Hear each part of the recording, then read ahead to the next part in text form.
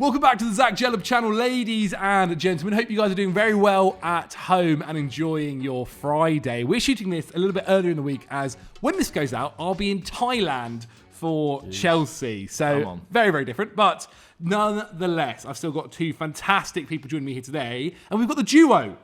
FC Bottle Job have entered the video. Ben Bowman, how you doing, my friend? Very good, thank you, mate. Welcome back. And Seb, your first time on the channel. How are you? I'm the good, debut. Thanks, mate. I'm good. Thanks for having me on. Mate, you are most welcome. Got two Spurs fans here to talk about. Well, actually, not Spurs. Though one of the players that we might speak about is a Tottenham Hotspur player. As we'll be talking about how you guys at home can replace your superstars. However, just before we get into that, we need to talk about today's sponsor. And I've mentioned it for the last 2 weeks, but they are, of course, YouTube royalty. NordVPN are back. Now, over the last few weeks, I've told you all about NordVPN and all of its uses. And as a football fan, it's so useful for you guys at home. If you're ever traveling abroad like I am currently, and I'll be needing to keep up to date with Chelsea and all the football that's happening over this weekend, I'll be using NordVPN. And that's because I can use their virtual location to set myself back home and catch up and watch all of the football live. Now, of course, you don't just have to use it for football. You can also use any kind of streaming service that you would like. So if you wanted to watch Netflix or watch something that isn't available in your country, like the football, the 3 p.m. kickoffs, or a TV show that isn't available in the UK, you can put your virtual location to another country and then watch them as easy as that. There are over 118 different countries, so you'll definitely be able to find somewhere to watch the football or the film or TV show that you desire. And it's super easy by connecting with just one click or zero if you enable the auto connect feature. Now, if you guys want to grab a huge discount off your very own NordVPN plan, go into the description and click the link and go to nordvpn.com/Jellab, which will also give you 4 months extra as well. Plus, of course, NordVPN give you a 30-day money-back guarantee as well, so there's no risk with trying it. Please get in the description, check them out, and thank you so much to NordVPN. But fellas, let's crack on with the video then today and talk about what we were saying about earlier, replacing your club superstars. We're going into a summer where a few icons of clubs, legends of clubs, I mean, if you ask Liverpool fans, that might be slightly different, will be possibly leaving. And of course, we're going to be going through these guys and looking at what your club can do to replace them at the club. Now, there's a few different teams we'll go through. There's Man City, Newcastle, Spurs being one of them, Liverpool, and a couple of other teams outside of the Premier League as well that I think it's worth mentioning. But let's kick things off with the guy that everybody's talking about all the time. He scored on the weekend against Ben's most hated club, Leicester City. Absolutely despises them, and he's over the moon about it. Trent Alexander-Arnold, obviously, Mo Salah, Van Dijk have both signed their contracts to extend. Trent still hasn't. There was that really interesting interview after the Leicester game where basically they asked him, you know, what's the news? And he again kind of just didn't want to reveal anything. Yeah. It does feel like it's done. It does feel like he will be leaving. And it does feel like that's been known for a long time now. So I thought we should talk about what Liverpool can do to replace him.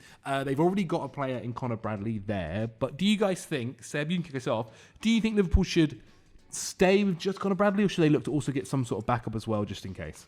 I'm not sure Conor Bradley can replace what you are going to lose with Trent Alexander-Arnold. I'm not sure it would be ideal with his injury record and with what he offers you to just stick with Conor Bradley solely. I think there'll definitely be a plan from Liverpool to go and replace Trent. I think you lose so much creatively, whether they'll look for that in other areas or they'll just look for that through a replacement right back. I mean, the names they've been linked to, Jeremy Frimpong, for example, I'm not sure those sort of profiles are maybe ideal because I think Conor Bradley excels carrying the ball. Yeah. I think that's his main asset, really. And I think maybe if they look for a creative option in that right back role to sort of replace Trent Alexander-Arnold, that would probably be the best. But yeah, I like Bradley. I really like him. He's got a high ceiling, big future. If he can sort out those injury issues, he might well be that starter for Liverpool next season. But with him alone, I'm not sure. Yeah, Bradley's class. I think he's really good, but he's so different to what Trent is. But then again, like if you're talking about replacing Trent with a right back that can do the same things as Trent, there's not many profiles out there at all like that. He's he's one of a kind really in terms of a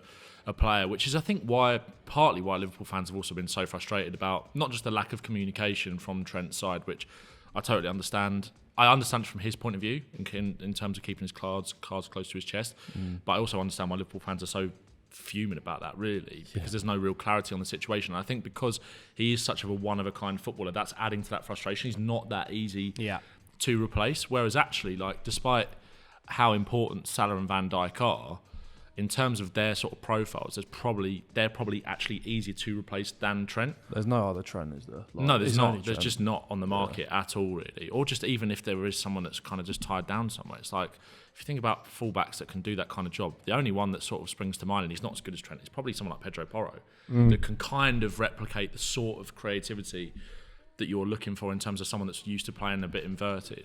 But maybe, like Seb said, I think they look to tweak the system slightly to actually get that creativity from somewhere else, rather than actually having Trent push into midfield.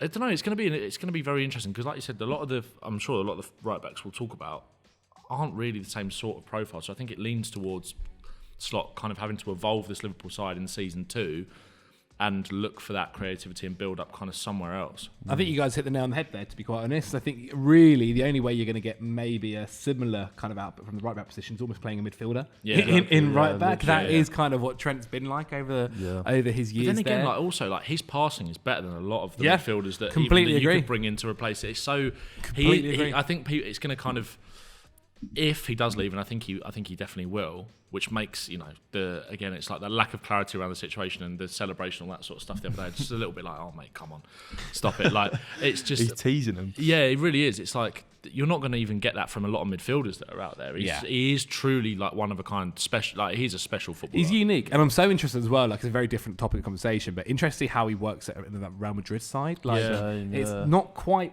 It's not quite built for this kind of archetype of Trent Alexander-Arnold to play at right back, especially with the new manager probably coming in as well. Like, with Xavi Alonso possibly as well. It is going to be interesting there, and I think you are right as well with. Fans will only care if someone's leaving like this if they're a very good player. If it was someone that was a bench player, it's not the end of the world. When Shaqiri left Liverpool, it wasn't that big of a deal, was it? No. Whereas obviously when someone like Trent and the calibre of him, and obviously everything he kind of represents to Liverpool fans as well, no surprise that it hurts so much. But I do think you guys are right there. I think what you're talking about in terms of Slot maybe looking to go more traditional with his 4 at the back, with his right back in particular, is maybe the way that Liverpool can look to do things. The one thing that is also kind of annoying, I guess, for Liverpool fans and for Liverpool in particular, is they're getting no money for him. In an ideal world, this is somebody that would look to cost you upwards of £70 million, really. Uncomfortably, and that's a lot of money you can use to bring in an ideal replacement, and that's not what Liverpool have here. Along with that, Liverpool will probably look to still try and buy a striker as well. They probably need a left back too. So that money isn't like they don't have loads of money, you think, to maybe go and spend on this one position. You'd argue say that they might try and spend it elsewhere. However, I do agree. Conor Bradley, great. Conor Bradley still is only 21 years old. Still needs someone like to kind of be maybe competing with. Do you guys think it should be a right back that's a little bit older? Or do you think it could be someone as well that could be a little bit younger? Like a couple of the names here that I've got down as traditional right backs. Denzel Dumfries, obviously Inter Milan, one of the standout right backs in Europe, definitely. Tino Livramento, who's a little bit younger, obviously at Newcastle. That'd be a statement as well, that one. A big statement. And also Malo at Chelsea, who really at times is playing left back when the Chelsea side is fully fit, if that, or if not on the bench. So there are just a couple of names that we'll obviously go through. Any others as well, please shout them out. But first, do you think it should be maybe a bit more of a senior player to come in? Because Conor Bradley, if we all agree he's a good player, there's definitely a future there. Ben, do you think maybe though they should look towards a right back who's maybe closer to Denzel Dumfries' age at 29? I think so. But also I think there's probably, I think if there was someone on the market who's like 24, 25, it's not the end of the world. Who's got that kind of their best physical years kind of ahead of them in terms of that like athleticism as a player, then I think they should also look towards that, because I do think maybe one of the ways that you, especially with like someone like a Gusto, for example, or like Livramento, one of the ways that you maybe change and replace what Trent gives you with his passing is maybe you go far more based on kind of energy, getting up and down the pitch, driving through central positions. Like that's what Gusto was quite good at for Chelsea last season. Livramento, so good at kind of coming on the inside and outside. Livramento, I think, is a really good shout, because I don't think that will happen, but he also, bear in mind, they're probably going to be looking at a left back. He's played at left back a lot for Newcastle. Gives you that sort of flexibility. But I wouldn't mind them going for someone a little bit more experienced. I think Dumfries, obviously, has kind of been a little bit more used to playing as a wing back, hasn't he? In like that inter-system under. Conte had gone by the time I think they brought him in, didn't they? Or was Conte? Maybe. I can't remember. But Inzaghi's kind of always used him as that wing back. So yeah, I don't.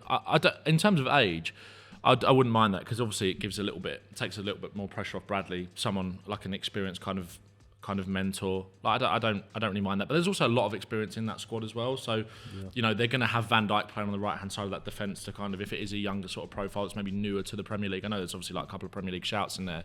But if you're thinking of someone like a Frimpong, it's weird. Like, I've seen a lot of Liverpool fans not that keen on the idea of Frimpong. I don't love it. I don't really. I'm not. He's not really a right back though, is he? No, he plays right more of a winger, yeah. Exactly.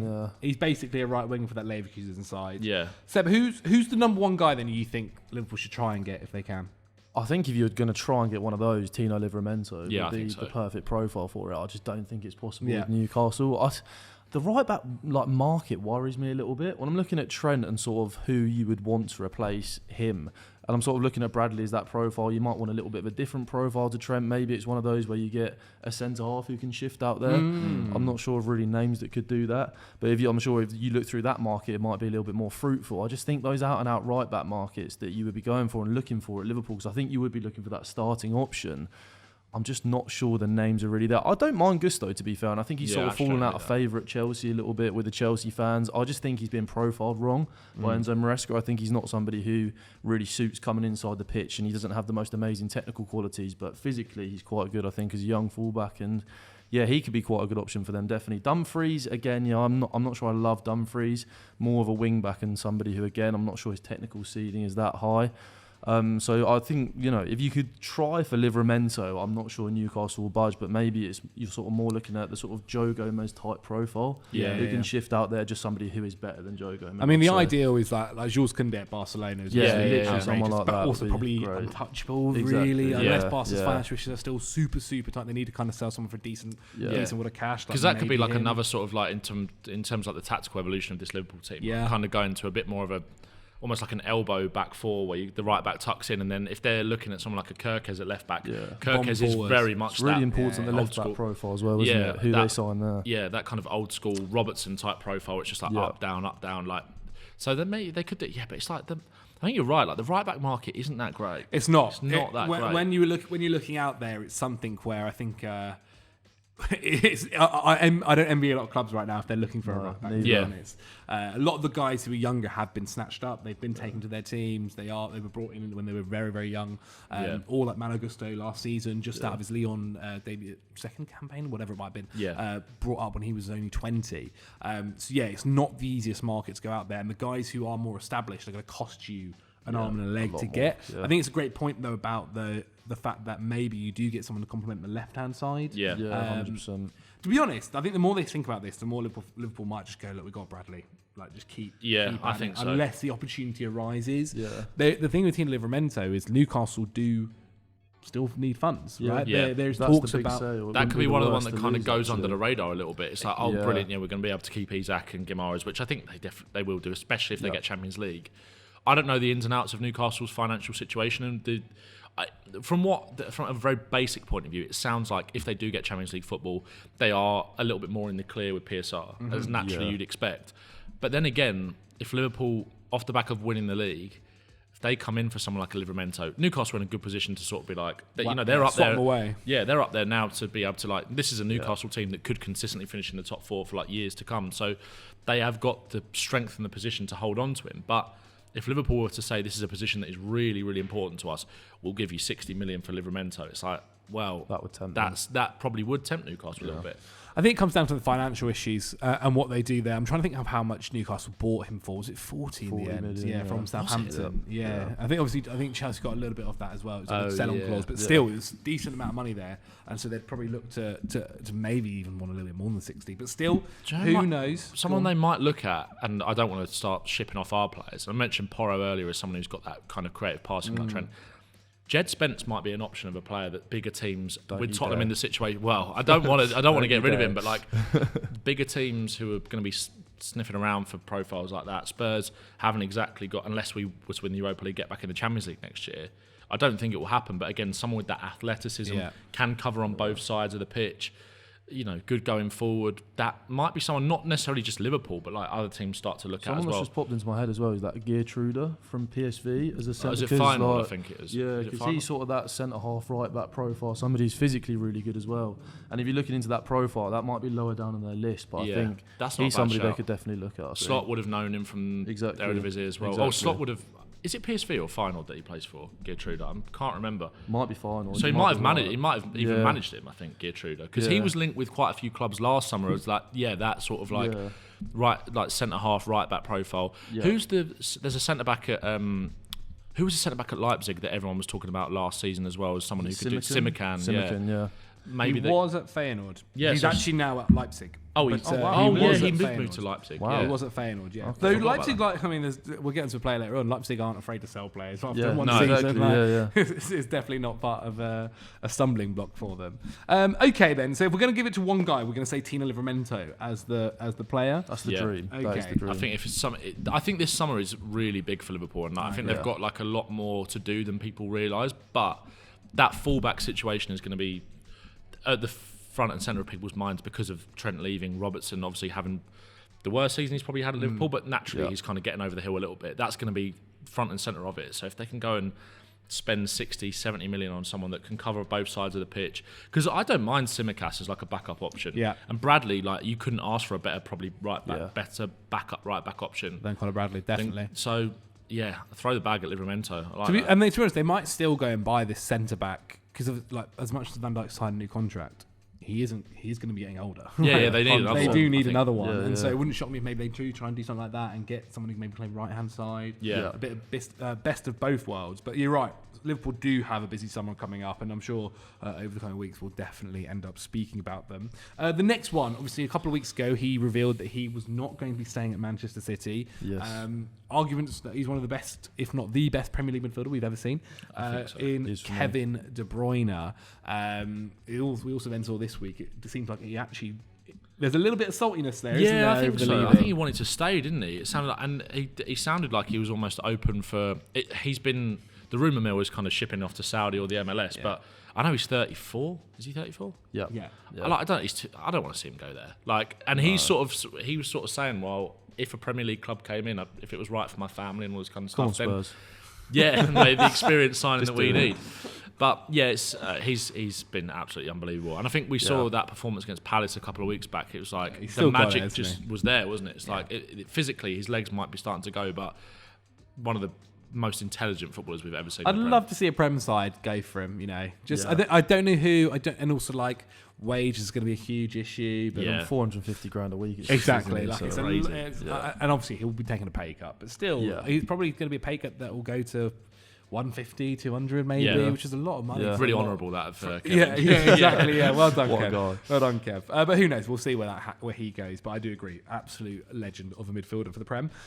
However, there's kind of two ways we look at this, right? Because obviously in the January window, we saw City bring in Marmoush, and in maybe in a fully fit 11 when Haaland's playing, like, is he the future to Man City's kind of attacking midfielder? Phil Foden, I know, has had a down year, but he's also kind of this whole career really been given the tagline of he's going to be the Kevin De Bruyne replacement. It's his to take.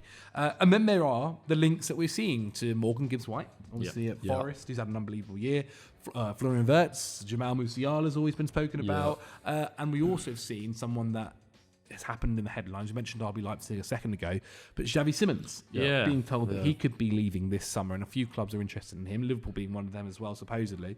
Chelsea as well. Shock horror. Another attacking midfielder that you don't quite know what. Good player, though. Good player.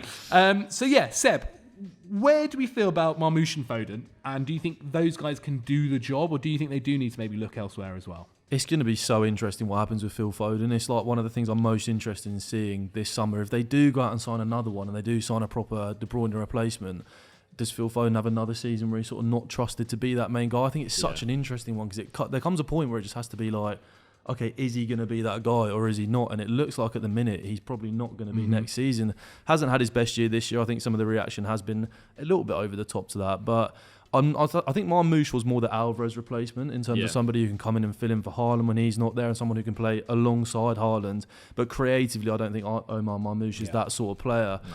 I think, it's going to be so interesting with Phil Foden. I'm not sure Pep.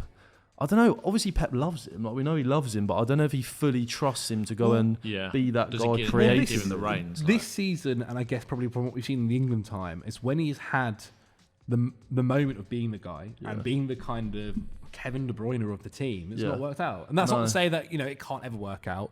But from what we are seeing in front of our eyes so far, and the data and the games that we've all got there, Phil Foden at the moment needs. It's almost like he needs to be the complementary to someone else, right? And it's a great complementary to have. Yeah. But maybe he's missing personality for me. I obviously Phil Foden's got a great mentality and stuff. He's made it to the top of football, whatever. But you see what Cole Palmer's got or what Bukayo Saka's got. I just don't feel like Foden has this like edge to his game where he's like.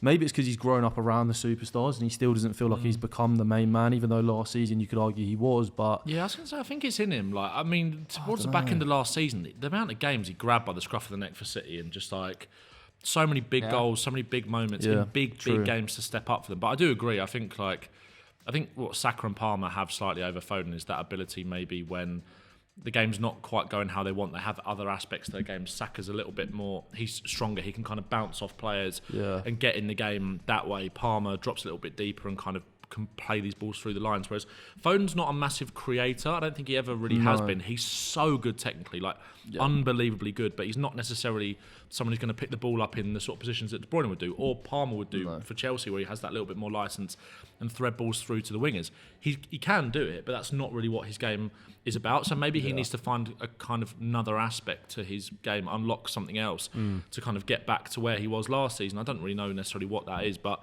it's definitely. I do slightly agree in terms of like I think Saka certainly has maybe more edge. I think Palmer probably does as well. But Foden, it's in there. Like I do think it's in there. Like he can take the reins and just go like, no, I'm going to pick the ball up on the edge of the box and smack it in the top corner. Like, do they next season go, okay, let's not worry about bringing in any of these other guys. Like, let's just trust Phil Foden? No, I think they're going to buy someone. They're going to buy someone. They're going to buy someone. Okay. And well, look, let's talk about Gibbs-White because he's the one that's been linked to a few times now, having a stellar season with Forest. Yeah. I really like Gibbs-White. I think he's such a...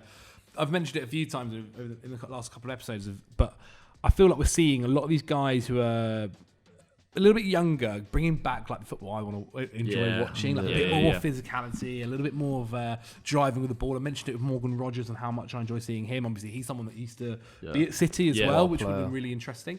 But he's having a really good year. He's not Kevin De Bruyne though. No. Are they looking for an out-and-out Kevin De Bruyne replacement? Someone that has the ability to be so creative, but also can find goals in his game as well? Or are they kind of maybe thinking... Because when you look at a few of the other ones, I'd say Florian Wirtz is probably the most similar to Kevin De Bruyne. And he's not even that close. Yeah, I actually weirdly think that Gibbs-White is...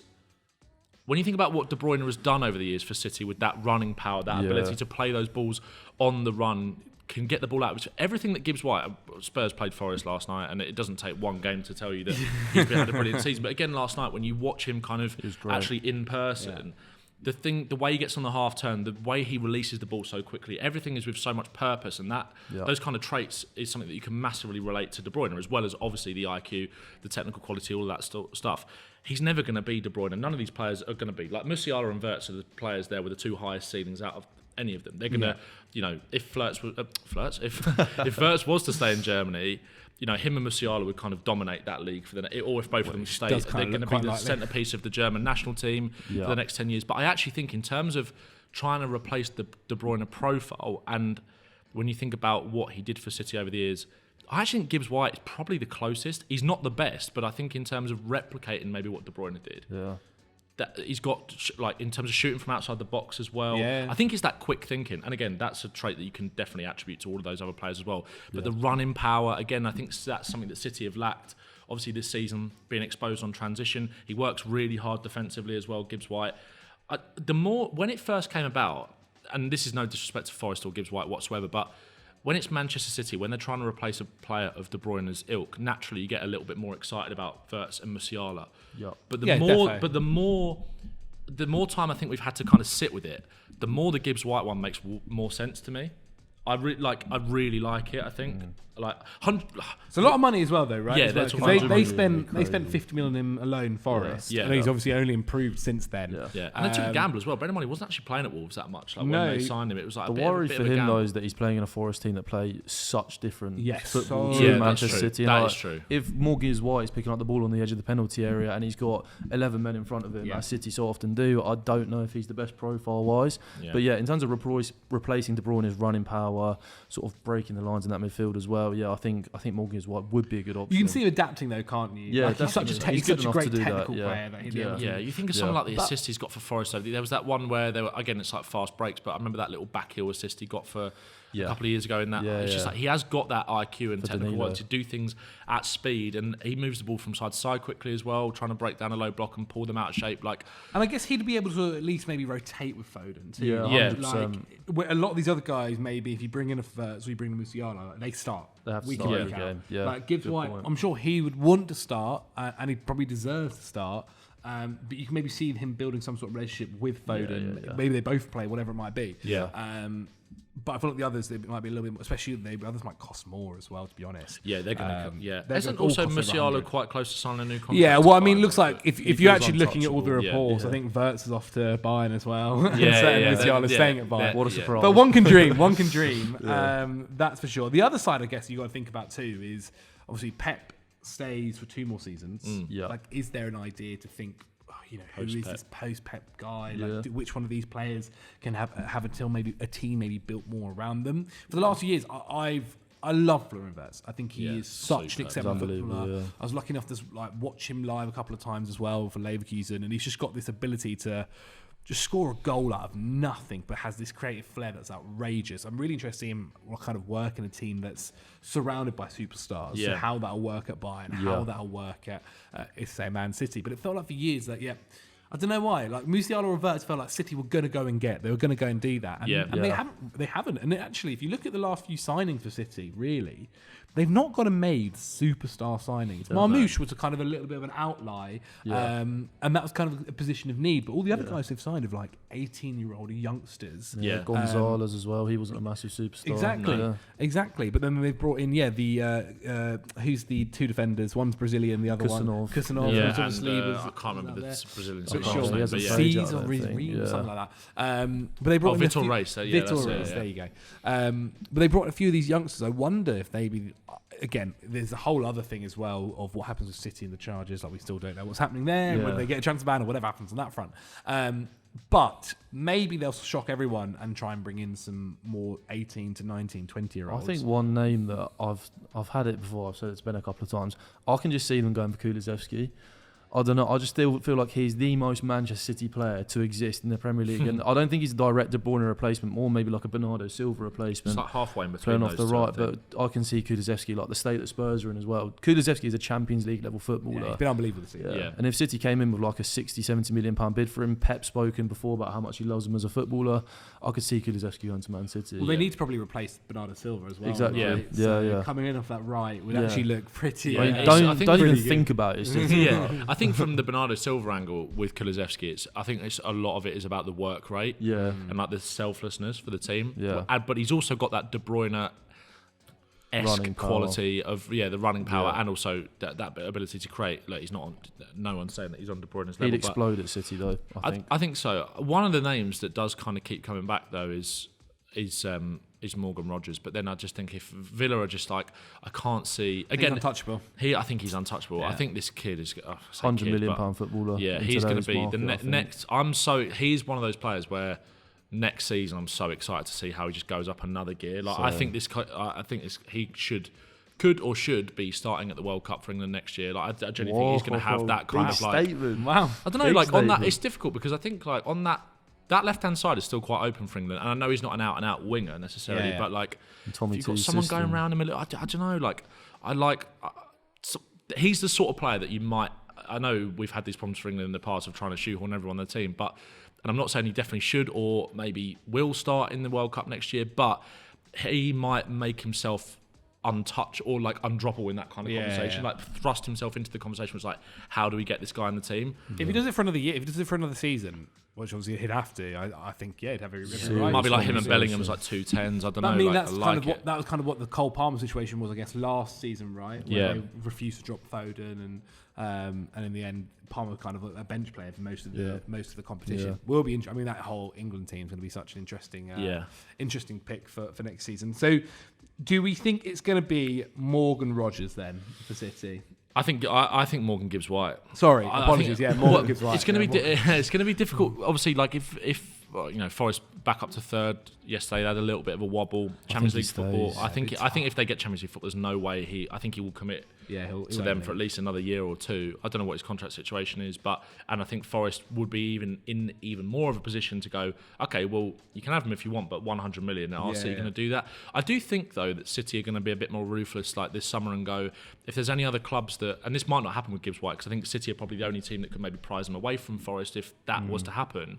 But I do think they're going to be a bit more ruthless and go, if there's other teams circling around the players that we want, bang, we're going to do it. We're going to act a little bit like how they used to, rather than kind of letting players almost like, or let themselves like bypass players or opportunities like that. But I do think if they get Champions League football, I think it's going to be really difficult. But in terms of profile, like the Gibbs-White one is really growing on me. Like, it's going to be so hard to replace De Bruyne. Like, he's not the best player on that list, but I think in terms of what he gives you, I don't know. You can see it happening. Yeah, I like it. The only other one I forgot to mention there was Xavi Simons. He's somebody who I wouldn't say again he's like for like in De Bruyne in how they would replace him, but I do think he could fit into that City system quite easily. Yeah, he's technically so sound. He can play in several different positions. Can play in the wing. Can play in attacking midfield. Whatever it might be. He's one of my favourite players to watch over the last few years. Seeing him kind of develop. Firstly in the Eredivisie and then obviously down at RB Leipzig. It's weird, obviously RB Leipzig have actually bought him in the January window, but they do seem open to selling him. They spent 70 million euros on him though, so it might be sort of it's definitely an expensive. They're going to flip. Expensive job. I can see Eze being involved still as well. Man City love Eze. Yeah, like they've been in for a couple of summers, and I just feel like if Palace don't get Europe again, could Eze be pushing for a move? He's 27 now. I don't know. I think they'll bounce around a few names. City. Yeah, definitely. So. Well, a couple of these names might come up later on when we're speaking about other players. But firstly, let's go over to Newcastle. Now, I don't actually think this is going to happen this summer. But, of course, if it does, we might as well cover him. Alexander-Arnold, the man that everyone wants but no one can get because you have to spend at least £150 million to get him. But let's say someone does get him, whatever club it may be, Arsenal, Barcelona, you name it, they get him. He's off. So we need to talk about replacements for... Alexander-Arnold. Alexander Isak, I meant to say. Apologies. Too many Alexanders on the move. Alexander Isak at Newcastle. They'd get a lot of money to obviously sell him. He is such a key asset, though, that you maybe think, do they put all this money back in one other player? Will one other player want to join back for that amount of money? Would they maybe spread it across different players? You could see possibly. So a couple of names that I thought were interesting to talk about. Hugo Ekitike, who obviously Spurs have faced recently. People talk about almost being the Isak before Newcastle. He feels very Newcastle as well. I don't know why. He feels Newcastle. He does. Did Newcastle look at him? Yeah, I'm pretty sure they did. They did, I remember that. Luis Openda, obviously, at Leipzig. João Pedro at Brighton. It's interesting. Just got sent off. I put one here just because I think Liverpool will sell him, and I do wonder what will happen. But Darwin Núñez is an interesting. Could you imagine if Darwin Núñez went somewhere else in the Prem and just absolutely exploded? I'd love that. Would be incredible. Very, very funny. And Jonathan David was another name, because this is the thing: the striker market at the moment isn't easy. We've already talking about how this is kind of thinking that, to be honest, Gyökeres will probably be already gone. Yeah. Osman might be in Saudi, whatever it might be. Delap will be gone. Delap will probably be gone. But to be fair, maybe you could add Delap to this list. But still, if you're going to have to act quickly in the striker market, aren't you? I think so. Yeah. And I think there's a lot of deals where it's almost like a bit of a domino effect of if they all of them are kind of going to affect each other a little bit, because if one club moves for him, the other club's got to go. Yeah, you've probably got 4 or 5 teams in the Prem all looking at the same 6 or 7 strikers. So it's going to the dominoes are going to fall, and then it's going to be fascinating. I think to see what happens. Completely agree. But who do you think would be the best, maybe kind of replacement for Isak? I kind of like the Openda shout, actually. Yeah, I like Openda. I quite like that. I think Newcastle, Eddie Howe is so versatile in the way that he sets them up, but I think look at Gordon on the left hand side. I think they'll go for a right winger as well. I like Openda. They have to. It's been as much as Murphy's been amazing. Murphy's been one of the best players this season, genuinely. Yeah. but he's also in his 30s. 100%. And I think if Arsenal go for somebody that isn't Benjamin Sesko, then they could potentially go for him.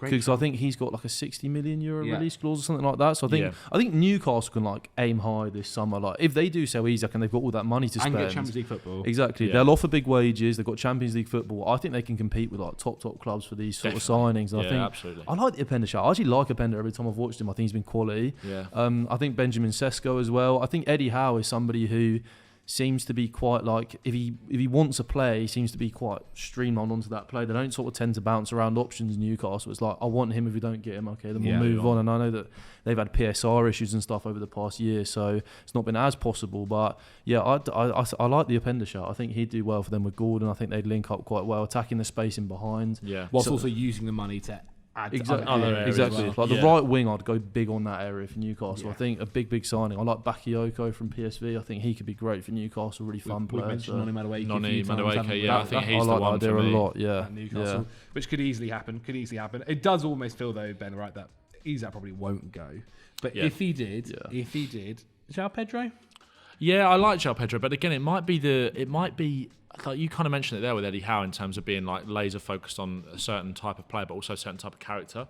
And I think João Pedro is maybe a little bit too volatile for the environment that Eddie Howe's trying to create. Like we saw it a few times. That red card at the weekend has been coming for years, isn't it? Yeah. Like when you think about, was it Brentford he got away with earlier in the season, just swinging elbow? Like he's a little bit. Ukrainian. He's a naughty boy. He is. But profile wise, I think again. I saw you made a video about it the other day. Like in terms of like, it feels like every player's like $100 million player now, and Ekatike is like everybody. The day after the Spurs second leg, they came out. It was kind of brief to the media. It was like they're putting the price up for Ekatike. It's like Ekatike actually he scored a brilliant goal in the first game. He was quite quiet across both games, but I think to be fair, Romero did a really good job of keeping him quiet in that second game. But whenever he got the ball, you can just tell that he's got it. Yeah, he's got that sort of X factor. Like he comes alive. Like his first touch is so clean. The way he can shift and shoot really quickly. He's got the pace to go in behind. Profile-wise, he fits Newcastle. I think 100%. Profile-wise, in terms of like an Isak replacement, or like if you kind of move away from the conversation of like how would Newcastle replace him, if other teams were going to go big for Isak and then Newcastle say absolutely not. If other teams were to shift away from Isak and look for a similar profile, I think Ekatike is probably the best alternative. Yeah. Is it worth paying like €100 million for him? No, probably not. But it's a lot of potential to invest. You're investing potential, and I think he showed really good levels this season. But I want to see another year probably in the Bundesliga. Frankfurt always do the thing though. They're so good at flipping money. But they go like, "I'll strike 100 million." It's like, is he 100 million? Yeah. Eventually, you settle down a little bit. Yeah, it goes lower. Yeah. But obviously. He's been highly rated for a while. PSG originally brought him in, right? Because they thought he was going to be incredible. Yeah. And did Frankfurt buy him in the end, or was he on loan there? No, they bought him. They bought fully. Him. Yeah. Obviously PSG saw potential there when he was in the Ligue 1, but he was probably a little bit too young at the time when he joined PSG. He's only 22 now, isn't he? So exactly. So he had a really good campaign. It does feel like, obviously we mentioned before, that Newcastle have looked at him. Yeah. This could be something that if they happened. Ultimately, though, I don't think Isak will leave. I don't think so. He'll probably have a great season again next year. We're going over to Spurs because I thought I'll give this one to you guys, obviously, about the person to replace this summer. I've got two suggestions here. Son Heung-Min, who's obviously getting older now, needs somebody there to at least help him out a little bit. Yeah. Whether he stays for the rest of... Well, he is staying, I know that, but for the future of that left wing. You got Odobert as well, of course. Yeah. Or Christian Romero, who could possibly be leaving in the summer, it feels like. There are those rumours. Yeah. We can talk about both. Because why not? Son. Heung-Min Son, obviously had an incredible career at Spurs, absolutely outrageous. Do Spurs have the money to get an adequate replacement for him, or do you think the kind of profile might be a little bit lower? Well, I don't think it's a question that we've got the money. It's whether we're going to be willing to spend it. Daniel, I think, I'm looking at you, Daniel Levy. I think if you're talking about a Son replacement, I think you're starting to see a player who's on loan at Tottenham at the moment kind of grow into that over time. I think that's Matisse Tel. Yeah. I don't think Spurs are going to... I don't think Spurs will activate the option. Again, it's an option rather than an obligation. I don't think Spurs are going to pay the £60 million for him. But Bayern are very, very keen to get rid of him because they know there's money there to be made. If Spurs could kind of get that maybe on a, to be honest, I wouldn't. I mean, it's not my money, but I wouldn't mind paying the 50-odd million or 60-odd million euros or whatever. I can't exactly remember what it is. 60 million euros. Yeah, so about 50 million pounds. Like, I wouldn't mind paying that straight up in the summer. Like, I think he's a really, really good talent. I think he's got the sort of mentality, the sort of player that we need at the football club. Yeah, he's had to do some rough interviews, hasn't he? Yeah, he has. But he's thrown himself into mentality that, monster. He is. Yeah, honestly, and I think you're starting to see him really grow. And in terms of someone that can kind of create from out wide, I think his crossing is good. I think his ability to kind of shift and shoot in the way that Sonny used to do, like he had a chance against Frankfurt, the keeper kind of tipped around the post. It was like Son used to do that 3 or 4 times a game, and Son's just not really been able to find those kind of spaces anymore. And also, he's just not got the legs to kind of play out there. Whereas Tel, I think he's really hungry. He's obviously a player who feels like he's got a lot to prove. Yeah. I really like Tel as an option to kind of be that Son long-term replacement. And you still then have Mikey Moore, obviously, who's incredibly young. Probably needs a loan move for next season, if we're honest. Odegaard, who I think played on the right last night, was, again, Tel and Odegaard were really lively. I do as well, because he's got the ability to kind of dribble on both feet, go both ways. Yeah. But I actually still think his best position is probably on the left. As well, long-term. Yeah. So we've got him. But again, in terms of like replacing what Son was, a kind of goal scorer for Tottenham from out wide, I think you're not going to get many better options who've got such a big potential upside than Tel. The thing that's difficult about it, though, is that Tel's 19, Odegaard's 19 as well, and Mikey Moore's 17. So it's like, I love all those three, and I want pathways for all of them at Spurs. It's just whether you trust those teenagers heading into next season. I think it's going to be really interesting what Sonny does this summer, actually. I don't know whether he'll stay.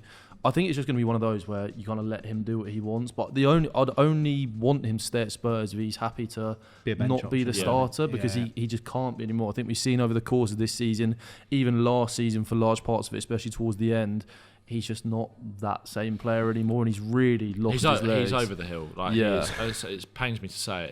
He is just. But he's had a couple of games when he's been rested and like been able to. This is the thing. He's looked okay. Going into also next been season, misprofiled by Ange Postecoglou. He's not a touchline winger, and he's been playing out on the touchline. So he just looks so like he kind of. It's. I always find it a little bit harsh to sometimes say like players like hiding, but it's almost like he's kind of almost been forced to hide out there a little bit because it doesn't really suit him. He's not. He's in it, that sort of thing of like in his head of like, I don't really suit playing this system or this role in this system, I think then starts to affect his confidence in other areas. Like you see it so many times where Spurs are trying to build out from the back. The left winger, whoever's playing out there, whether it's Son or not, will stay wide on the touchline, come in, play a first-time ball into the middle. It's like your touch or first-time pass has to be on point. It's like so many times he just fluffs it, and then it's like that's where the build-up starts to break down, and it sort of then starts to seep into your head, and the confidence just goes. Fans and in get front, atmosphere goes, exactly in front of goal, like he's not been as sharp or confident when he has had the opportunities. Like, I'll be honest. If someone came in, because he's got a 1-year contract extension, if someone came in for a decent bit of money, 30 million for Son maybe in the summer, I would probably take that and move on. If someone offers you £30 million for Son, he's 30. I'll eat my sock. That's never Saudi. happening. I don't. Maybe, you know what? Maybe I don't want to push Son out the football club, because I think, like Seb said, I think he's earned the right to kind of be able to do what he likes. The only thing with that is that if he does leave, I need to know before the last game of the season so that we can give him a proper send-off. It can't be one of those Harry Kane situations where like, he's been sold, he's out the door, and he's not had that chance to say goodbye, because he does deserve that for what he's given the football club. But I agree with Ben. If Saudi came in with 20, 30 million, I think you'd go, love you, but sorry, mate. It's time to go. Perfect way to send off, though, by winning the Europa League. Yeah, exactly. Yeah, and pigs may fly as well. I was going to say quickly, Grealish? No. Avoid. Not at all? I've always been like the romantic in me has always been like, just do it. Not necessarily like as a Son replay, but like I also think whether it's Grealish or not, I still think like Seb kind of alluded to it with like worrying a little bit about the potential in the Spurs squad of like Odegaard, Tel, more on that left hand side is frighteningly good. Yeah. But I still think, I've said it for a while, like Spurs need an experienced player, someone who's come into that group, who's not necessarily going to play every week, who's won something, who can kind of just raise the standards a little bit. I'm not saying this is what Spurs should do, but almost like a Jordan Henderson type kind of character. Not Jordan Henderson, but like please God, or like someone like a Grealish who like again like it wasn't a massive like someone who's is just Grealish that type of character. I don't like think he's so, won but something, like, but I don't know if he's that type of character who'll come in and drag probably the not, to be standards fair. up. We might actually mention one of them when we get onto the centre back, which we can do now. Because obviously it does feel like maybe Christian. Yeah, Romero, I think he's gone. Did you see his interview yesterday? No, what did he say? Basically said that he's always looking to move to new places to improve, and that he's desperate to play in Spain. That interview came out after the game last night. So and where did you buy him from? We bought him from Atalanta. Juventus. Well, we bought him from Juventus, but he was at Atalanta. He was in Serie A before. Interesting. Yeah. Well, that is very interesting. I think the big thing as well for all of these players that we talk about for Spurs, who's manager next year? Yeah. Like if it's a Thomas Frank, if it's an Iriola, if it's a, I don't know, it wouldn't be, but say Herzler, whoever it could be. Yeah. There's just manager that came to my head then. This is so dependent on what players you bring in, because 100%. they want to play slightly different styles of football. Like that has to be sorted before we do anything. 1,000,000%. This managerial, so I think this summer's going to be, especially if we don't win the Europa League. You guys need to sort the manager thing ASAP. I think it's going to be a bit of a shit show, I'm going to be honest. Ideally. I think that wouldn't be like Tottenham, would it? I think it could be like after we got rid of when you went through 7 managers? 3 months it took us. Because I'm slightly worried about And some of these. Fernandino, I'm slightly worried about some of these managers who are like, is Tottenham that sort of step up? Is it going to be good for my career? Is it going to be like? But who knows? Like we've said it. We said it on here. Me and Seba both said it as well. I think Thomas Frank is the guy that I would really be looking to kind of bring in the summer. I love Thomas Frank. But yeah, and again, like in terms of the way he uses his centre backs, but Spurs might go for someone who's a bit more of a box defender. But also at the same time, like Frank, I think has proved Can play for at the back. from the Championship, moving up to the Premier League, growing year on year on year, that he's going to play different styles of football depending on, one, the opponent, and two, what's available to him. Yeah, exactly. So I think it all very much depends on who's the manager. But well, some of the names we can talk about Christian Romero then, if he is off. Mark Gahey at Crystal Palace. He's been spoken about loads. It feels like whatever happens this summer, he probably will be leaving. Ousmane Diamonde, obviously been really highly talked about for the last few years. Zabani actually hasn't been spoken about too much. It's all been about Huijsen, but Zabani I think is fantastic. He's obviously plays on that right hand side, which is what you guys would be looking for. If Romero was to leave. Antonio Silva, obviously playing in Portugal. Scalvini, Van Heck. Harwood Bellis, if you want a cheaper option, but I think I actually like Harwood Bellis, not that bad. I don't mind, but maybe one of your experienced ones. You guys are mentioning you want someone that's won something, that's a leader.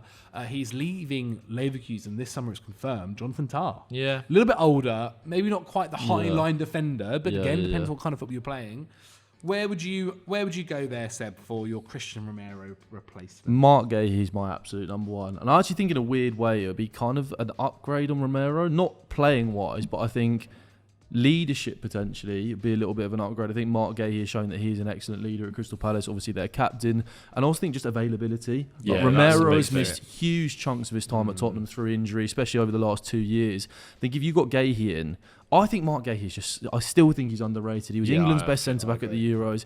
He's excellent on both feet with the ball. I don't think he's excellent with the ball, but I think he's good enough with the ball definitely to make that step up. I think he's a good ball carrier too. Can play on the left, can play on the right, can play in a back three, can play in a back two. So in terms of if you want to go and make that signing early on in the window, Mark Gahey would be one who you'd sign and you'd go, okay, well, any manager that comes in, Mark Gahey would fit into that system. And I think he'll be available for probably around 50 million this summer with 1 year left on his contract. I honestly think that you could probably go lower than that just because Palace need to get a fee from him, really. It does feel like it's time to go. And I think Romero is going to leave. I love Kevin Danso, actually, a player that we signed in January, who's obviously had his injury problems since he's been at Spurs too, but came on last night, was excellent for us, has been excellent for us since we signed him, and I think he's somebody who I really wouldn't mind him being the starter next season. If you were going to look younger, I don't think he would come to Spurs at all. I think it's completely unrealistic. But if you're going to go for somebody like a Dean Huijsen, I think him coming in with Kevin Danso, that could be something you definitely look at. But yeah, I do think we need to replace Romero. Mark Gahey would be the one that I would go for. I just worry about Newcastle. I worry about Chelsea. Yeah, we're going to be a few different teams right back in the queue for Gahey, I think. Yeah. But then again, this summer could all look very different if you win the Europa League. If you win the Europa League, if you win the Europa League, man, genuinely, it becomes whether Ange might still be there, to be fair, but it becomes an unbelievable season. Like you get the trophy, you get into the Champions League next season. You look back in 10 years and you go, oh, that's the year we won the trophy and we got the Champions League. That's all that matters. Well, exactly. I think in terms of Romero type profile, I think Van Heck is a good shout. I don't think he's going to cost you an arm and a leg. I think he could be one of the players that leaves Brighton in the summer because I think Belieber's probably still going to be there for maybe another year. So I think Van Heck might be one of the ones that moves on. I don't mind that. I really like Zabani. I feel like, again, I know he's obviously struggled a little bit with injuries this season. He's been out for a while. They won't sell him. I don't think they'll sell him if they sell Huijsen as well. Exactly. But again, I think you're right though in terms of like the spotlight has been on Huijsen because kind of freakish young profile coming to the league and making such a big impact. But Zabarnyi is kind of the and he's not that much older. No, he's not. He's like 23, isn't he? Yeah. Like 22, 23. I really like him. I think Gay, I think Seb's right. I think in terms of that, just a bit of stability. I think what Tottenham need, I think Romero's potential and when he's at his best, he's one of the best centre backs in Europe. I genuinely believe that. Same. But we don't see his best often enough. And I've been a massive defender of Romero throughout the few years he's been at Spurs, even this season, but he's actually cost us quite a lot in terms of errors leading to goals this season. Just that concentration, you can tell he's just not quite there. He's been openly speaking about leaving. I think that interview that he did was slightly taken out of context, but even then, we know where his heart is. It's probably not that Tottenham. I think he's the sort of player that's going to give you a lot in the games that matter while he's here, but sometimes in the league games, you can see, because it doesn't really matter, that concentration has just kind of dropped off. In terms of someone who's going to step up onto the halfway line, break lines, be so aggressive, he's fantastic, and Gay's not that kind of profile. Romero is better on the ball than Gay. I got a bit of grief from Palace fans on one of the last times I did this for saying that he was a little bit, I think I said he was a little bit clunky on the ball at times, but he's good. He's good. He's not, I don't think he's as impressive. Unorthodox, isn't he? Yeah, sometimes it looks a little bit awkward with Gay. That's also because he's on the left-hand side as well. That's also part of it, but also he's more than competent with the ball at his feet. He's a good ball-playing defender. I just don't think he's maybe at the level of some of the other ball-playing defenders in the league, but I think as an overall package, like I said, I think the upside of Romero might be higher if you're getting him at his full potential every single week. But I think, like I said, what Tottenham needs is a little bit of stability going into next season. And I think you couldn't ask for a better, more stable centre-back option in terms of the leadership he's going to bring. Just a 7, 8 out of 10 every week. It's Mark Gay. It just is. Still young as well. 24, 25? 24. Maybe, not much older than that. I think that's the one. He ticks so many. But he ticks the most boxes out of all of them, I think. I can see a bunch of people after him and no one actually getting him.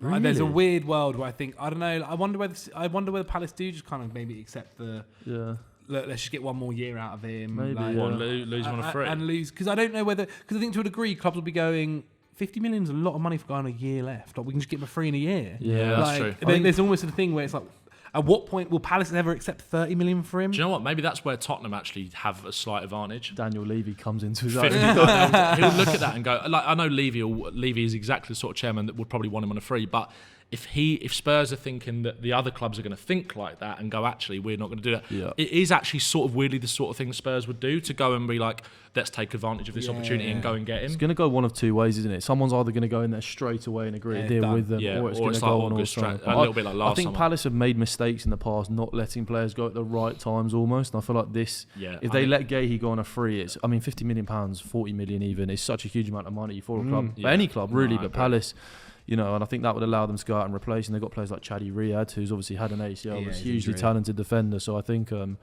they will probably agree a price. But you could be right; it could be lower than we think. I remember when we did the episode, me, you, and Pat, where we did kind of rebuilding Tottenham for next year almost. He mentioned Antonio Silva as a centre back option. It was I've not seen. I'll be honest, I've not seen loads of him other than in the Champions League this season.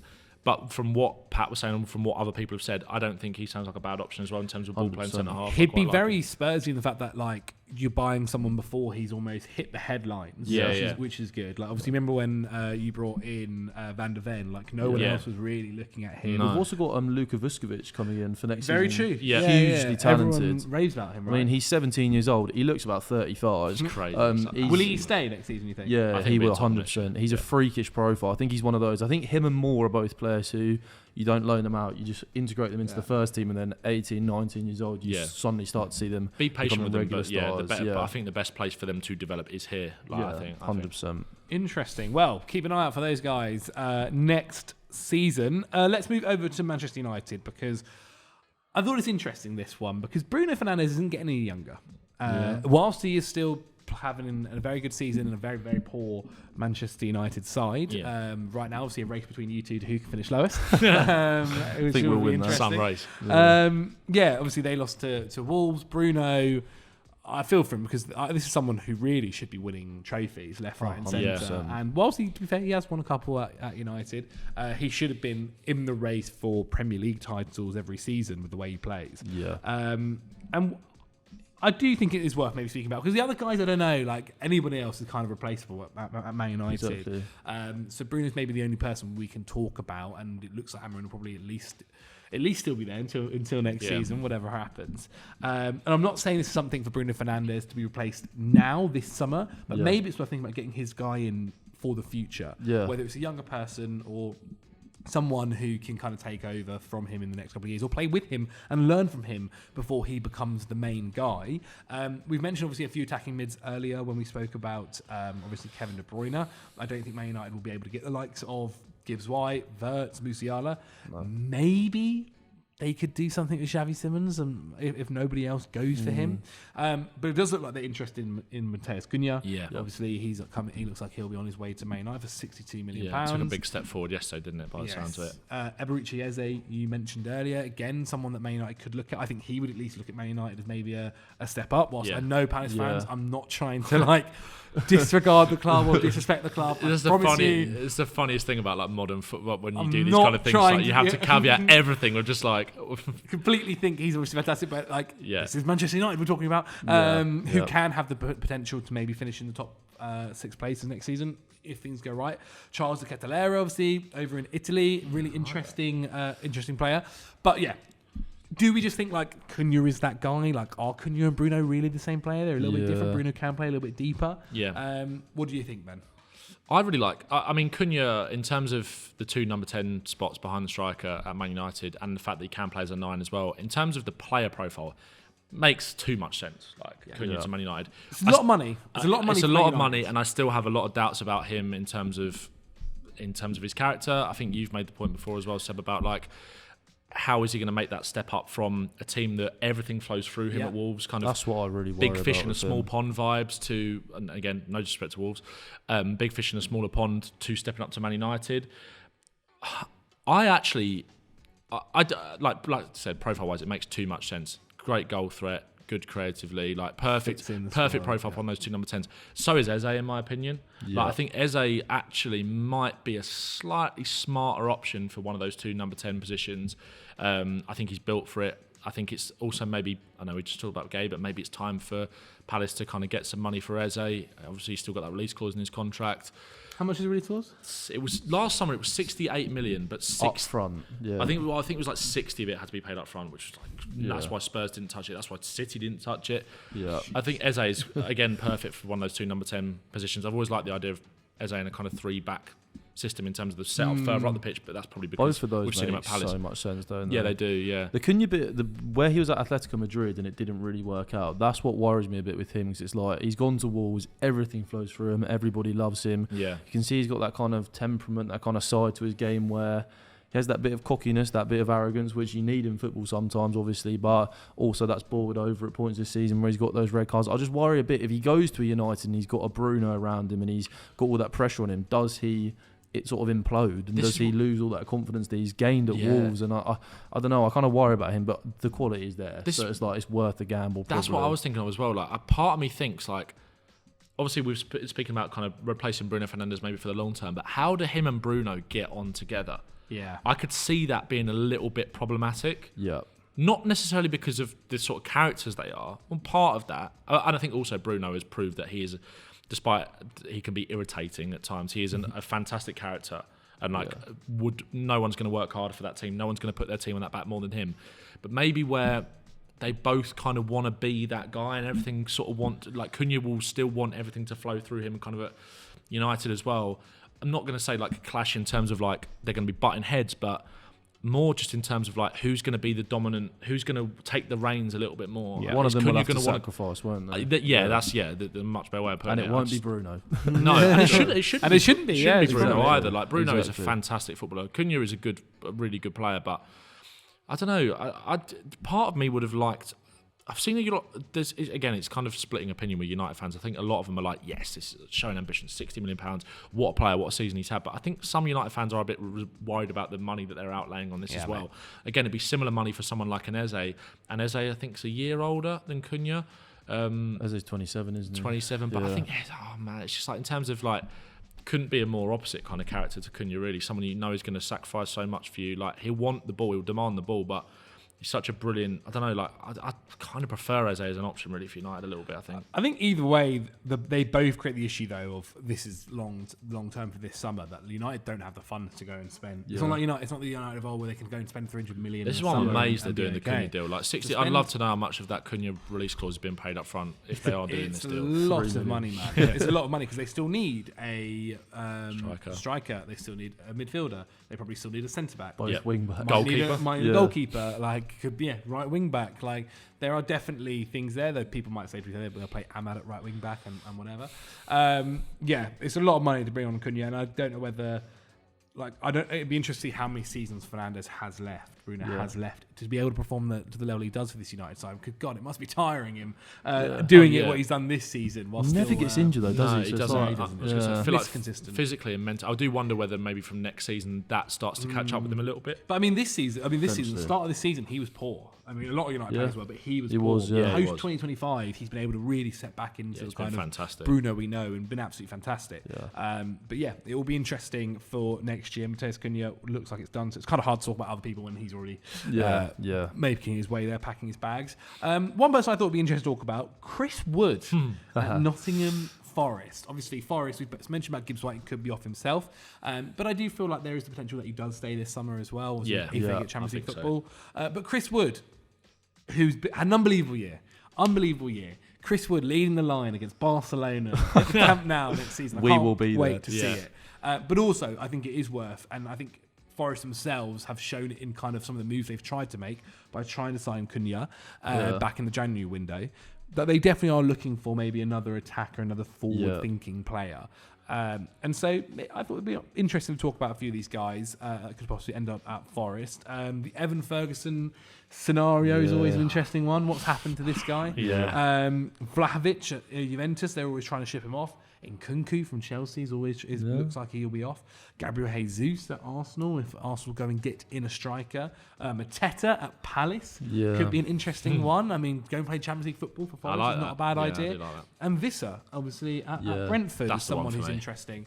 So where do you think Forest should go then, Ben? Wisser, out of those options, I think he's used to kind of, again, we've spoken about how like Frank likes to kind of evolve his teams and they don't always necessarily play in that kind of counter-attacking way, but that is something that Brentford have also been able to do really well, as have Nottingham Forest. That's been their bread and butter. You don't want to go 1-0 down to them. They're going to sit and they're going to hit you on the break. Visser is so, like, 15 league goals this season. Not bad. Like, and Mbeumo obviously kind of gets the headlines. 16 now, isn't it? I think it's 16. It's 16 and Mbeumo's got 17. I think or 18. I think maybe now. It's like, as working in tandem, they're fantastic. But Visser, like, to still get 16 goals in the league and sacrifice so much like he does, his link-up play is really good. His work rate is really good. Like, all of the fundamentals that Nottingham Forest are going to want from a striker coming into the summer to play the way that Nuno wants to play, if they do still play that same way next year, which I think they certainly will in Europe, because teams won't be used to playing against them. Like, that is their best foot forward. Maybe in the league you'll see them change a little bit more, as teams will want to maybe sit a bit deeper against them to nullify that threat of counter-attacking football. But I think Visser as well, like, it's not just like that in terms of his selflessness, his ability to bring other players into play. He's quite good at, like, sniffing out chances in the box as well. Like, you don't get 16 goals just from playing counter-attacking football. Like, I love Visser. Like, I think he's so good. If he had a burst fade, he'd be 60 million quid. Honestly. Yeah, true, he probably would. He actually would. Like, and again, I think Mbeumo, like I said, gets a lot of the headlines, probably because he's slightly a bit younger and, you know, he's scored more goals than him and he's been probably consistently better in terms of the numbers over a longer period of time. But you can't sleep on what Visser does, and I think he would be perfect for Forest. Absolutely perfect. It's a great point about Chris Wood, though. I've had quite strong opinions on it. I still don't think Chris Wood is, like, great. He is great. Like, he's in great form. You're understandable on that. And I would also say, actually, I love the last few months, he's not and if it goes badly with Chris Wood next season, sort of, he doesn't start the season scoring many goals, and it's kind of like there's now more of a focus on what he's given the team outside of just the goals. I think that could get quite ugly quite quickly. Yeah, the conversation's going to shift so quick. 100%. Right. So I think why you've they're got to get definitely someone looking. in. They're looking in the January, like they're definitely like searching. I think for that exact. And reason. I don't love a Wonyi. Like, I think Wonyi's he's okay, but I think he's lost a lot of confidence since he's not been a starter. was good when they came up, and then obviously he had injury issues. Exactly. Do you know what I find funny about Woods sometimes though is that every time like that starts to creep back into my mind about is he actually that good? He scores that. He goes and scores. And it's like, and you see like even like I mean Tottenham's defense was a bit all over the place last night, but the way he's able to find like space in the box, and it's just like he's sharp. Like he actually is. Like he's got very good instincts as a striker, but I just does nothing for 85 minutes, and then he'll just come alive. Yeah. But like you could see Chris Wood like staying there next season. I think they need to buy someone definitely, but like. Chris Wood, I guarantee it will score. If they're in the Champions League next season, he will score like a couple of really iconic goals for Forest. Like in that league phase where they're playing like Barcelona, Nottingham Forest, like at home, and he just pops up with a goal. Like he is still going to be good value for them next season, 100%. But do you think they make Champions League? I think that win last night was big. I just think that I think that, but it's going to be. They've got to play. We've got to play them last day of the season. Really, that could be a huge game. At Forest at the City Ground. No, yeah, at the City Ground. Yeah, it's a terrifying place to go. It's going to be so fascinating. Like City are playing Villa tonight, aren't they? Yeah, they are. I think Villa and Newcastle. I don't know. Villa are so strong at the minute. Yeah, I say Chelsea, that's right. Yeah, no, Chelsea. Big win for Chelsea that weekend. Yeah, God, yeah, definitely. No, it's going to be interesting, and obviously only a couple of games left. It will be very, very interesting. And one thing I want to mention about Vista as well is, if Brentford let go of Mbeumo, they won't sell Vista. 100%. They only sell one. They do it every season. They sell one of the guys every season. Yeah, and it hasn't really worked out with like Kevin Schade and stuff. So it's like they can't afford to lose both. And I do think this will be the summer that Mbeumo does go. Yeah. I think I'm interested who goes for him. Like we mentioned, obviously Newcastle. Newcastle, the right wingers, they're interested in him. He'd be, I think, really, really good there. Like sometimes you forget how. Again, maybe it's because he hasn't got the burst fade, but he is only like, I think Mbeumo's only like 24. Yeah, like and Vista's like 27, 28. Yeah, like not super old either. How much would you pay for Vista if you were a Forest and you were trying to 40?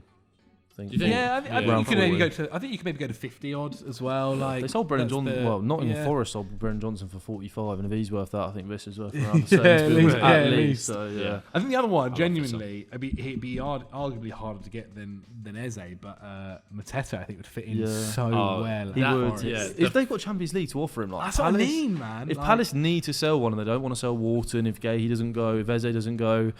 I mean, Mateta's in. I love Mateta. They've obviously got in Eddie Nketiah as well. Yeah, I think Mateta's better than Chris Wood personally. I know he's not had as good as an amazing a season. I know Chris Wood's like the hot stuff at the moment, but I do still think Mateta is a better footballer and has a higher ceiling. I mean, obviously he's still like 5 years younger than him. I think he does it more as well. I think he does a bit more. Yeah, for your low key. Game you're playing. Richarlison I to don't hate that. I just think injury issues would be so worrying. Yeah, that's true. I don't know if they'd take that gamble, but I feel like if you could get a Richarlison like as a backup to Chris Wood, I'll be honest. I think any Premier League club they will avoid. Any Premier League club. It's such a shame because he's a good striker as well. I like Richarlison. It's just he was good last night.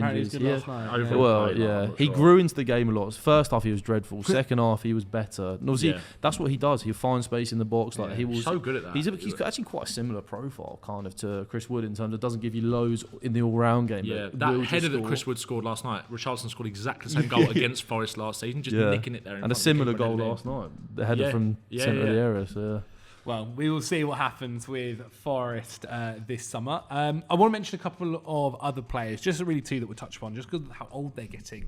Obviously, in La Liga, we're going to go to Real Madrid and Barcelona. First one, you boys know him very well. Luka Modric, obviously, at Real Madrid. My boy. Feels like we've been saying for the last, 6 years. This will be his final season. This will be his final season. But, obviously, a lot of talk is about obviously Trent joining, and Real Madrid are doing these deals where they're waiting for big players' contracts to run down. They do have Camavinga, they do have Heung-Min, but part of me did think, will they look to go and splash a little bit of cash? I know they need some centre-backs as well. But will they look to go and splash a bit of cash in midfield? And a couple of names that kind of came to mind, I don't think he'll actually leave, but McAllister would be an incredible signing. Barella, really would. Enzo Fernandez, Warren Zaïre-Emery, obviously at PSG, and Kobe Mainoo. Wow. Adam Wharton's been linked with him. I love those links so much. Wharton at Madrid. Imagine that. That'd be class. That would be very interesting, actually. But yeah, I feel like none of these transfers will actually happen just because of. I think they've got the players there already. And I think Madrid probably have other ideas in defence to sort out. I think they need a midfielder though. Like they didn't replace Toni Kroos. They're not going to replace. They can't not replace Modric. The one that feels most attainable is probably Zaïre-Emery because he's not that Zaire Emery's like a quality player, and I think he's just so Paris born and bred, isn't he? Yeah, he is. He's quite different to Modric, but again, he's not. He's been in that doesn't really get in the PSG team as well. Yeah, he's not been playing in that Vitinha. João Neves, Neves and Ruiz. Sometimes who swaps him for Ruiz sometimes. Whatever, it can't. They kind of go like Doué goes into the 10. Yeah, there you go. Yeah. So like he does, and like this guy is, I think he's still a teenager, but like he's an exceptional footballer himself. Yeah, obviously, absolutely outrageous. And there is that kind of French contingency at Real Madrid. Like he'd be able to kind of fit in pretty well there.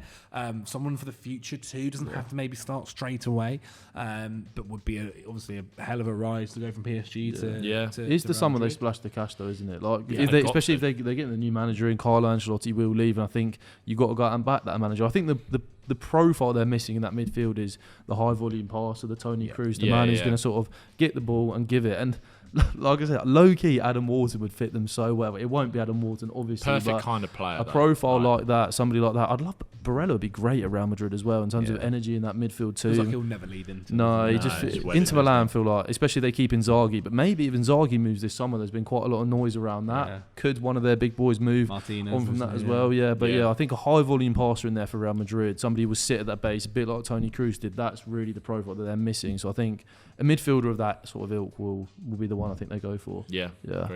Agreed. Completely agreed. Okay, then the other one we'll talk about. Not that I think they'll replace him this summer, but it wouldn't be a bad idea to think about. Robert Lewandowski's not getting any younger himself.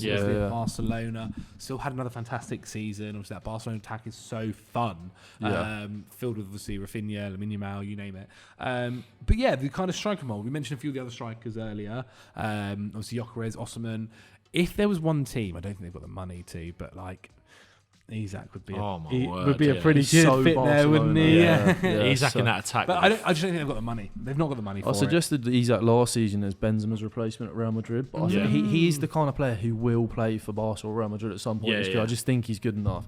And I've seen a lot of Barca fans complain about Lewandowski this season. Like, yes, he's scored goals and he's actually missed lots of like really good chances in games and then gone and scored really difficult goals. I mean, there's one against Atletico Madrid to get them back into that game. Turn and volley was just a joke, and like he's still got something to offer. I just feel like this summer is the one where you get. I mean, Ferran Torres has done well when he's come into the team. He's just a goal scorer, really, isn't he? Again, somebody doesn't really offer much in his all-round game in terms of that Barcelona attack, but do you need that with Rafinha, Jamal? That's the thing. You could do a lot worse than kind of just keeping Ferran Torres and trusting him. But I think if Lewandowski was to go, they'd probably need. They'd need someone else. Yeah, you can't. I don't think Ferran Torres for the whole season. I'd love John Duran at Barcelona. I don't know why. Carnage. In terms of like a fun profile, like I think he's got an agreement with Saudi for the end of next season to leave. Yeah. So I think really? potentially, yeah. Apparently it was like cut price as well. Came out from the agent. Yeah, it was like 30-40 million that they put in there to be like when everyone was saying, "Oh, that's career ruined." He was like, "No, God, I'll be back in a year or two. Like, I've got that clause in there." But I think, go there for a minute. Yeah, I just don't know if he's the profile that Barcelona would look at, because Laporta is somebody who obviously loves the big stars, the big names, doesn't he? So But then it wouldn't shock me if they've got a youngster in the academy. Like the academy's been so good in the last couple of years, and bringing through these guys who can take minutes and contribute. Mark Guiu was one of these guys. He went over to Chelsea in the end.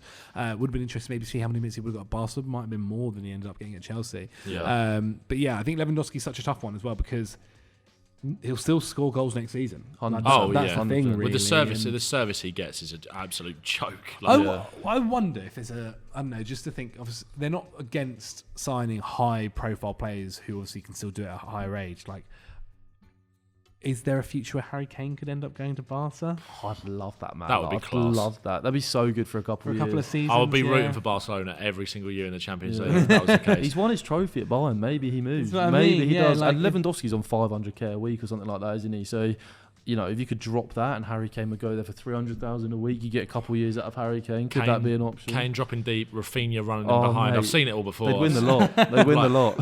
It's just the difficulty of the money. That's the thing. Like Barca, I think I've done good things recently with not spending huge amounts of cash on these high-profile names and bringing through the academy guys, and they're being rewarded for that. I just wonder whether they'll do kind of throwing it to one side for the striker, maybe arguably one of the most important positions in the team. Yeah. So there's something to do. Jonathan David on a free, it is. I actually don't mind that. I think that could happen. That's really good. I don't think they need a superstar up front. Yeah. I don't look at that team and go, you need a superstar goal Do you know scorer. who else would be quite decent for them? And I know it might just sound like recency bias because he did it against him in the Champions League, but Garassi at Barcelona, actually, you wouldn't hate that at all. Like, he's older though, isn't so he? good at finding space in the box. His touch, I like Garassi. Like, again, really he's like good, 29. really I think good, he's a little bit older. Like, but I think your Jonathan David shout's actually really, really good. Obviously available for free this summer as well. it's the sort of thing Barca would do, I think. That'd actually be the best smart move. Finisher off both feet. Yeah, I like David. Yeah, I can like play a him. little bit Good deeper. player. Can actually play on the wing as well if needed. Yeah. I think that's a really good idea for Jonathan David. But there we have it, ladies and gentlemen. That is us replacing your club's superstars this summer. Let us know what you thought in the comments below. Were there any other suggestions you think for some of these players that need to be replaced? Are there other players that need to be replaced that we didn't mention who you think could be leaving this summer? Please let us know in the comments below. Seb, for the people at home, where can they check you out? TikTok, Seb on Football, YouTube, obviously FC Bottle Job podcast as well. And thanks for having me on, mate. No worries. Ben? Same, really, but all of the above. TikTok, just Ben Bowman, and then mine and Seb's podcast, FC Bottle Job, and YouTube as well. Ben Bowman, you'll be able to find me. There we go. It'll all be linked down below in the description as well. And whilst you're down there, make sure you click the description, check out NordVPN, and get it as well. Support the channel. It'll be greatly appreciated. Subscribe to the channel if you're not already. Like the video, and we'll see you next week. Bye.